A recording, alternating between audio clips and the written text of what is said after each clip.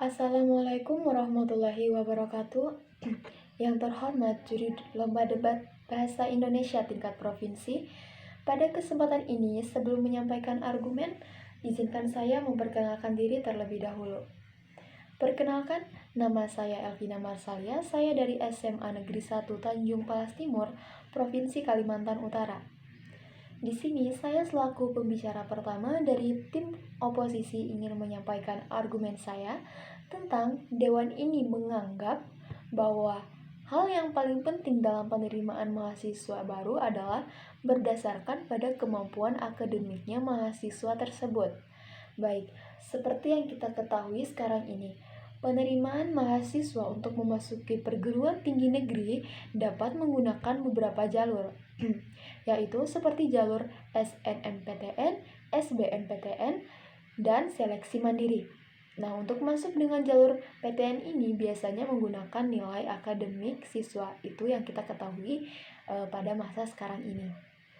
Nah, pada mosi kali ini yaitu di mana Dewan beranggapan bahwa penerimaan mahasiswa diperlukan hanyalah kemampuan akademiknya saja. Saya dari tim oposisi jelas tidak setuju apabila penerimaan mahasiswa hanya berpatokan ataupun berfokuskan pada kemampuan akademiknya saja.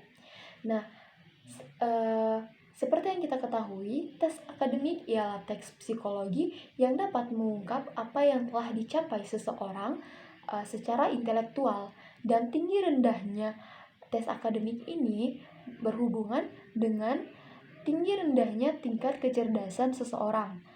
Nah, menurut saya hal ini kurang efektif untuk masa depan mahasiswa baru dan karirnya kelak.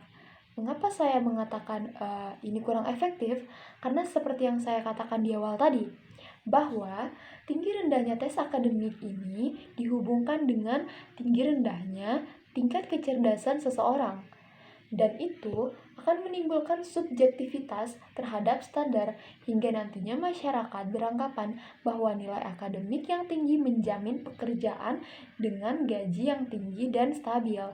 Nah, hingga akhirnya banyak orang tua yang memaksakan kehendaknya untuk memilih jurusan anak mereka, bukan mengiyakan anaknya yang memilih jurusan yang ingin anak ini ambil, melainkan orang tua yang bersikukuh akan memilihkan jurusan yang mana nanti apabila telah lulus akan mendapatkan kerjaan pasti, akan mendapatkan kerjaan yang gajinya stabil, yang gajinya tinggi.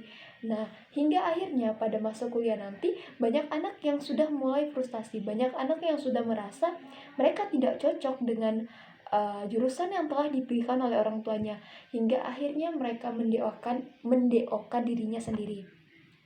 Mereka mengundurkan diri, mereka bermalas-malasan kuliah.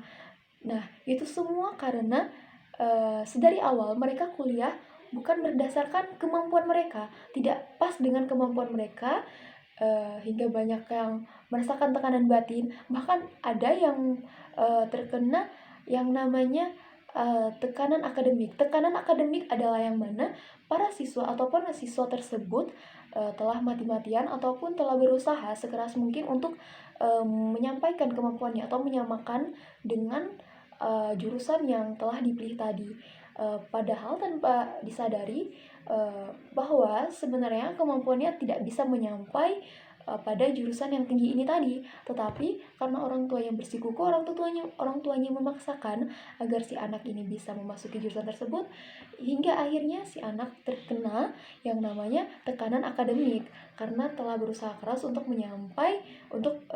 bisa sampai kepada titik tinggi ini, padahal si anak kurang mampu. Jadi menurut saya itulah mengapa kurang efektif sekali bagi masa depan mahasiswa apabila penerimaan mahasiswa baru ini berdasarkan akademik, yang mana akademik sendiri berhubungan dengan tinggi rendahnya tingkat kecerdasan orang, dan itu jelas akan menimbulkan subjektivitas terhadap standar. Nah, oleh karena itu akan lebih baik apabila penerimaan mahasiswa baru ini berdasarkan tes talenta. Ya, bisa dilakukan dengan tes talenta karena Biasanya siswa yang memilih jurusan sesuai dengan potensinya, sesuai dengan potensi bawaannya, seolah-olah mereka itu telah mempersiapkan karir yang nanti akan memberinya kepuasan dan kebahagiaan. Maksudnya, di mana mereka berkuliah dengan jurusan yang mereka pilih, mereka telah mempersiapkan semua rancangan-rancangan untuk mereka ke depannya. Jadi mereka bisa menjalani kehidupan sehari-harinya, bisa menjalani masa-masa kuliahnya dengan bahagia dan tanpa ada tekanan-tekanan seperti di awal yang saya sebutkan tadi. Nah, sebaliknya, mereka yang dipaksa tadi mengikuti jurusan yang sebenarnya tidak sesuai dengan potensi bawaannya, sering mengalami kesulitan dan akan mengalami kesulitan pada saat meneliti karir nanti. Bahkan bisa menyebabkan stres dalam menjalani jurusan tersebut. Dan apabila mengalami stres berlebihan, sudah jelas pasti akan berhubungan dengan kesehatan dan itu akan berbahaya bagi masa depan mereka. Baik, sekian argumen dari saya.